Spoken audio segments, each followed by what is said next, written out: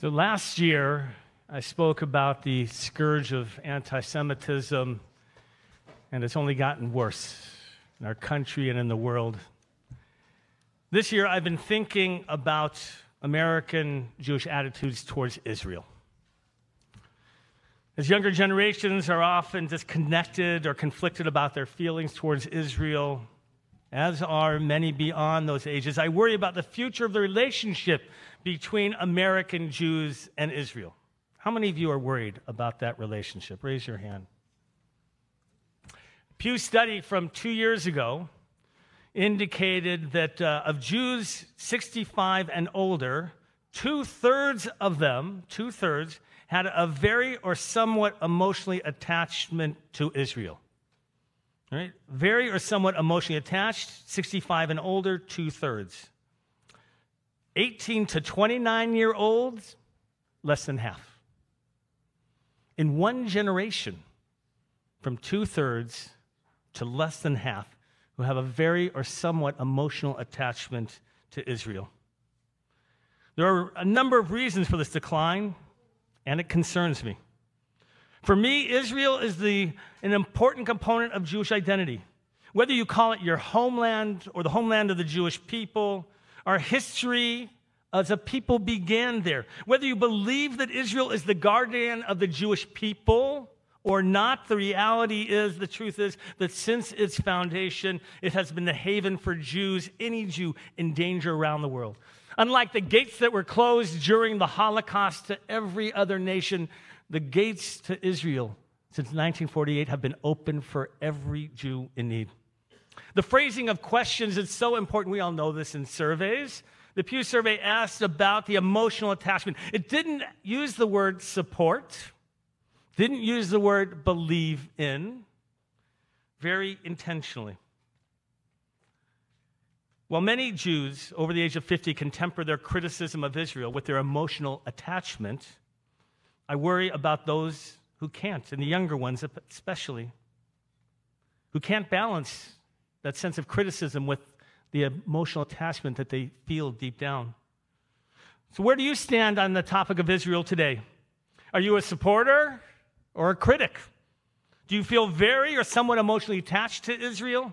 Do you believe in the concept of a Jewish state? Do you feel that Israel is important to the Jewish people? Do you take pride in Israel's accomplishments? I hope it's all of the above.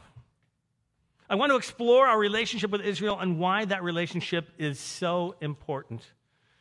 One of my first memories about Israel, by the way, was 50 years ago today, Yom Kippur, 1973.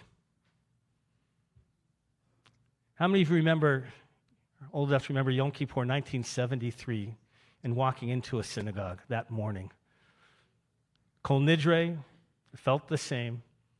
And yet that morning when people walked in knowing that Israel had been attacked by Syrians and the Egyptians, there was a darkness, a pale over the entire congregation. And much like the darkness in Egypt, you could feel the pain of the people there. My second memory about Israel is as a 15-year-old. It was 1975, and I went on L.A. Ulpan, a summer program with L.A. Hebrew High and confirmation. It was an elite program. It was such an amazing experience. It awakened my Jewish neshama. It created a strong personal connection for me to Israel. As a naive teenager, I didn't understand the concerns that parents have sending their children to Israel. That all changed when on July 4th of that year, 1975, a refrigerator bomb exploded in Kikar Tzion in the middle of Jerusalem, the largest terrorist attack against Israel since 1948.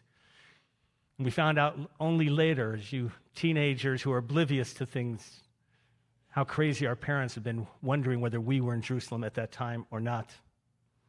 Since then, I've spent my junior year in Israel of university, a year in rabbinical school when I was there, a Hartman Institute fellowship program, senior fellowship for 4 summers where we had to be there and 4 winters that we had to be there and studied in between. During the last 10 years, as part of rabbinic delegations, I've visited many places in the territories. And by the way, that term is loaded, right, with political meaning. I had lots of options about what word to use. If you don't know, if you talk about the West Bank, or if you talk about Judea, Shomron, whatever we term that area, it becomes a political discussion. I went there and I visited Jewish and Palestinian cities. This is all within the last 10 years. I've walked the border of Israel, literally that line that was created after Oslo, with the general who created that line and told us why it meandered in the places that it did. I actually met with Mahmoud Abbas with a small rabbinic delegation at a time, the head of the Palestinian Authority, when he was trying to court the American Jews to support his plans for peace. So I come understanding and having experience. I've been in Israeli bomb shelters as those bombs have gone off. I have felt the pain and been there in the land and shared it with our Israeli brethren. They who have wanted peace all these years, but a peace that could not be achieved when you don't have the right partner. Also the pain of many Palestinians who don't have the same rights and who suffer because of poor leadership. I have felt the hopes that followed the Camp David and Oslo Accords and the failure of a Palestinian state in Gaza in 2005. Remember that hope for a moment. As a conservative rabbi, I've lived through the disappointment of Israel not recognizing non-Orthodox weddings or anything else that takes place in Israel that is not Orthodox. Whether it has to do with the Kotel. Some of you may remember I went during COVID, the thick of COVID 2 years ago as president of the Rabbinical Assembly, and we actually were courting, we were actually lobbying the Knesset members. It was a time when there was a new coalition and hope for recognition of pluralism in Israel. So I've been there and seen it and experienced it, and I have a great love for Israel. Through it all, I feel connected and believe in what Israel is about. And I speak today with a heart of hope for Israel, but a fear of the relationship that's being broken between American Jews and Israel. 2,000 years ago, by the way, when the Second Temple was destroyed, there were two communities, Jewish communities in the world by and large, one in Babylonia and one in Israel. As the one in Israel was declining, the one in Babylonia was ascending. In fact, it's the Babylonian Talmud that is our Talmud of today. Babylonian rabbis were seen as a threat to the rabbinic authority in Israel. They sometimes differed in their observances of Jewish life. They experienced political conflict. They didn't always agree on whose authority was to do what, but they always accepted one another as one people. Fast forward to the 21st century, when there are again two centers of Jewish life, Israel and America, something that never could have been predicted 100 years ago. That those would be the two centers of Jewish life. Israel is learning more and more how important it is to stay connected to American Jews. For our part as American Jews, we must be outspoken about Israel's achievements, learn how to temper our criticism with support, and know when and where to criticize. Any democratic country that we look at today has had its historical arc and got where it is today. As one of the youngest democracies in the world, we have been able to follow Israel's arc. That's an amazing thing to do in our own lifetime. I once heard it explained that Israel can be divided into 3 50-year periods, corresponding to the Jubilee cycle, the Yovel of the Bible. 1897, if you don't know that date, is the First World Zionist Congress. From 1897 to 1947, those 50 years was about the creation of the state of Israel. Everything that had to be done to declare it as a state as it was in 1947. 1947 to 1997, that could be articulated as a year that Israel was creating its own physical safety, that they had to engage, think about it, the War of Independence and so many other wars. They had to build up their own defense industry. They had to create alliances with other countries. They had to go about ensuring their physical survival during those 50 years. So what's the third period of history that is being talked about? It's about the internal survival of the Jewish state. Religious tensions between ultra-Orthodox and secular, the social tensions between haves and have-nots, political tensions revolving around a two-state solution, the treatment of Palestinians. As it was shared with me, this period, this 50-year period we're in, could be described as fighting for the soul of the state of Israel. I've always felt that tension between the ultra-Orthodox Haredi, non-Orthodox segments of Israeli life, that these were a fight for the survival of the soul. In a political context, the ultra-Orthodox Haredi, they don't serve in the army, and they get special stipends to study in yeshiva rather than having to work. This creates divisiveness within Israeli society. When it comes to religious pluralism, by the way, Israelis don't care by and large. Whether non-Orthodox can worship at the Kotel, at the Western Wall, and have equal access, whether it's about having marriages, they honestly don't care. They're used to that status quo within their own society. When it comes to praying, it doesn't matter to them. They look at it as another area. Some of you may remember, though, tension 10 years ago, in a religious town called Beit Shemesh. And there it was that there were Haredi, ultra-Orthodox boys and men who were spitting at girls who were walking to school, calling them shiksa. And when it came to women walking the street, they would do the same thing, sometimes throwing stones at them and calling them far worse names. Well, what was their sin? Their skirts weren't long enough for the Haredi ultra-Orthodox. So I was part of a rabbinic delegation that got to go visit with these families. We sat in one of their homes and we heard their story and we shared with them. We said how remarkable it is that you're fighting back against the Haredi ultra-Orthodox because it doesn't happen in Israel. And the woman who was leading the group looked at us and she said, I want you to look around the room. And I want you to notice something. All of us sitting in this room are from Western liberal democracies. Sure enough, as they went around the room and raised their hand, one after another, America, Canada, England, South Africa, they had come from places in which they believed that the government's role was to protect the role of minorities, even when you are a majority. And it was one of those wow moments that there are different democracies in the world and different types of living out that freedom. And so we're living through a current conflict right now. This week, some of you, if you've been following the news about what is being termed as judicial reform in Israel, you may or may not that the tension is in part and mostly due to the fact that Israel does not have a constitution. So they have what's called a basic law, but it's been up to the Supreme Court to interpret what they call the law of reasonableness, and it has the authority to be able to be a system of checks and balances, much like our country has about judicial legislation that doesn't and would not exist otherwise.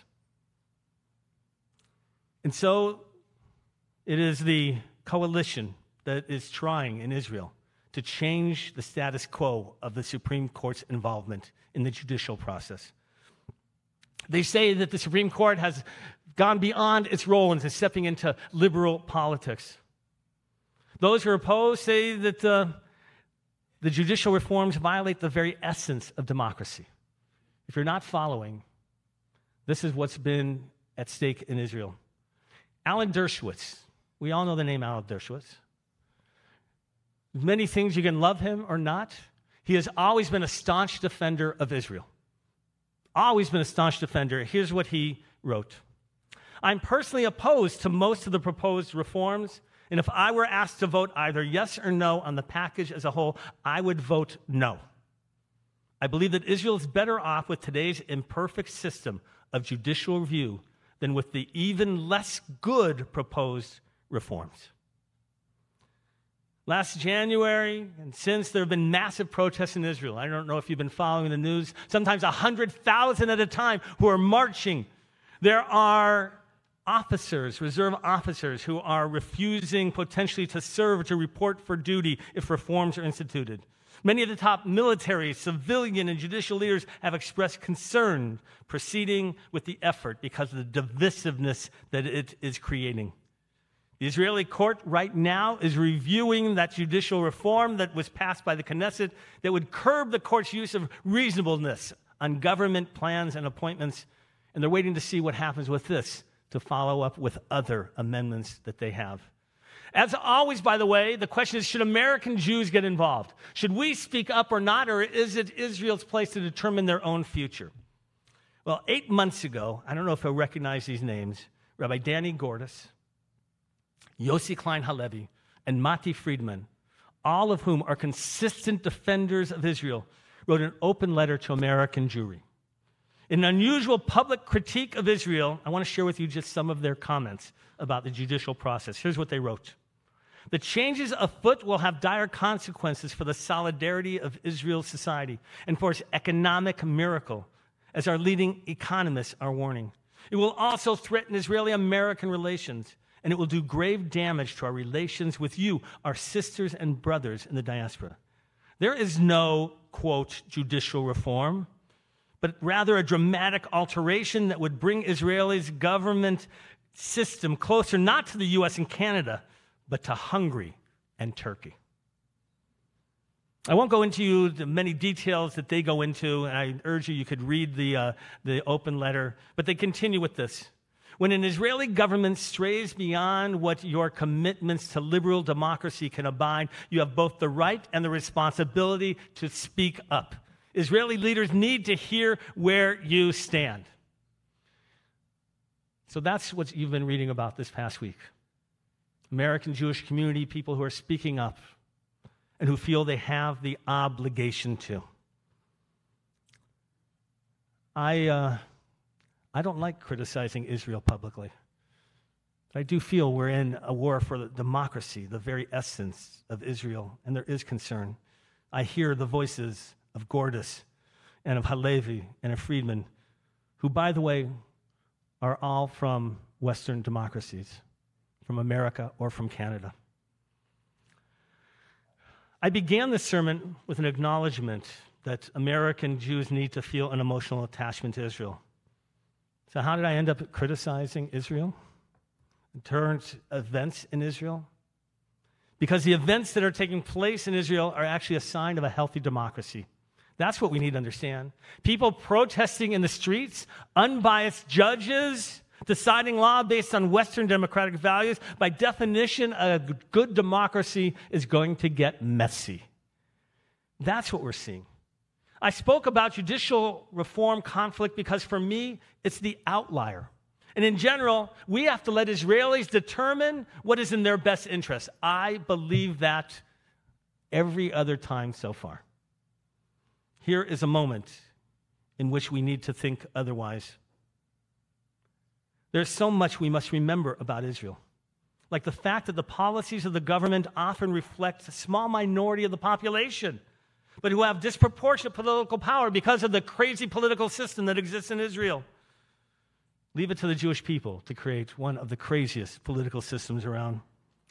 We must remember that Israelis often feel isolated in a world that wants to hold them accountable more than any other nation. That's not right. We must remember that they often feel alone when they're falsely accused of atrocities in the world press, and no one stands up to defend them. We must remember that Israel is one of America's greatest allies and the only true democracy in the Middle East, which is why it must be protected. Israel is imperfect. Israel makes mistakes like every other country. The government will institute policies that I don't agree with, just as I don't agree with every American policy or action. But in the end, I love Israel. Not only is it the homeland of the Jewish people, but when I'm there, I feel at home. Most of the time, I'm proud to be an American. Most of the time, I'm proud to be a supporter of Israel. But no matter what, my emotional attachment to America and to Israel is unwavering. That is not in question. Like all of life, we celebrate the good times, we work through the difficult times. I hope that you'll feel that special attachment to Israel. I worry we must be there to support Israel. Not every action, but we must have that emotional attachment to the people, to the land. If you need an infusion of emotional attachment, by the way, I'm leading a synagogue trip to Israel in June and would love to have you with me. If you want to support organizations that you believe in that are doing work in Israel, befitting your values, you should support them. Whether it is in a historic homeland that you see Israel or a personal connection, Israel has always been part of the lifeblood of the Jewish people. For 2,000 years, it was a dream. 75 years later, it's a living, breathing experiment of a Jewish state. It's ours. Let us not take it for granted. She needs us as much as we need her. I hope you will feel that sense of belonging, connecting, and attachment. Israel must be in our hearts and our souls.